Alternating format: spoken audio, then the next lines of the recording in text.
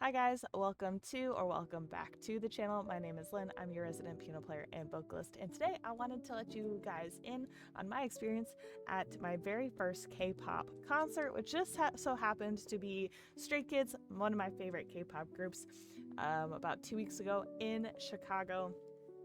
I had an absolute blast. I took very few pictures, took even fewer videos. I'll share a few of those here, but I just wanted to share my experience because it was my first K-pop concert, which meant that the whole thing from start to finish, from buying a ticket to fan experience to fan projects to freebies to all of that was brand new to me. And so I just wanted to share a little bit of it with you. First, I want to say that Stray Kids have some of the best fans, but they also have some very toxic fans, which is true of any fandom. I'm well aware of that. I'm definitely not naive to think that there's a fandom that doesn't have toxic fans, but I was not necessarily prepared for some of the toxicity that I experienced and saw and witnessed among stays.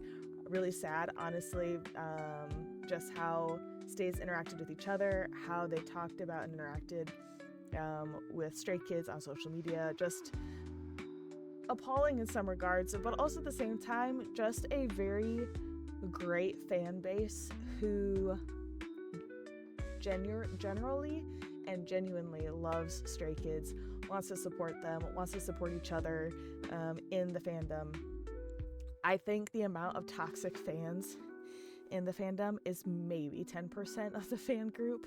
But honestly, a really great experience all the way around, minus a few things that I honestly wouldn't trade because it made the concert that much better, just having experienced and witnessed some of the toxicity.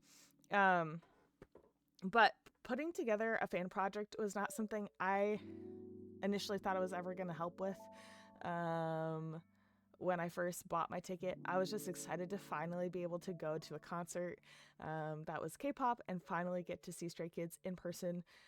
I definitely prefer live music, and I'm an experienced person, so I was thrilled to be able to partake in this. Being a part of a group that put together a fan project, even though it wasn't picked, was honestly quite fun. I got to meet some really incredible people that I'm still talking to even now after the concert. I got to play some of Stray Kids music. I was on the team to play the piano for the video. We had somebody else arrange the music, and then I played it. I helped edit and then recorded me playing it, and honestly, it was just a blast being able to take something that they wrote so brilliantly and then be able to play it on my instrument. Was so life-giving and genuinely just so much fun. So met some really great people. I had a really great time for the most part putting this fan project together. Had a ton of fun trying to figure out outfits, and amidst that I found out I was pregnant, so then my outfit had to change, and then there's this whole thing called freebies that I had no clue anything about, but those were fun to even put together and hand out and receive back the day of the concert.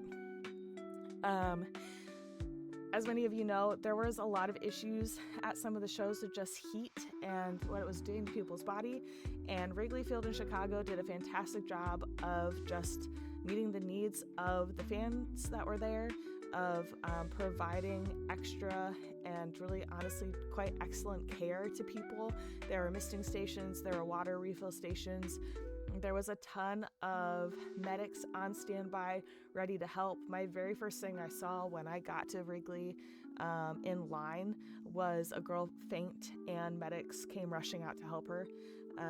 There were a couple other situations during the concert where you'd see a medic or a security guard's like red light stick go in the air, and medics would just quickly rush and help and cool them down and give them water. And so it was honestly just like from that standpoint, it was a really well done, provided for experience. Stray Kids are absolutely phenomenal. not only are they good at what they do, music-wise, dance-wise, all those things, but they're also just so entertaining to listen to between songs, to watch them interact with each other. They genuinely have fun doing what they do. And this might be a unpopular opinion, but I didn't go in expecting them to speak to us in English, even though I know they mostly all can and can speak it pretty well. And then even though they were in America, I honestly did not expect them to speak English. I expected them to speak Korean, as that's their native language, and they have a translator that came with them. And 99.9% of the concert, when they were speaking, they're speaking English. So like that just amplified my respect for them, just because they were willing to do that for us when they were in America. Just like they didn't have to at all. I would have been totally fine if they hadn't and they had just relied on their translator. But huge respect and gratitude for them in choosing to still speak English while they were in America. It felt very,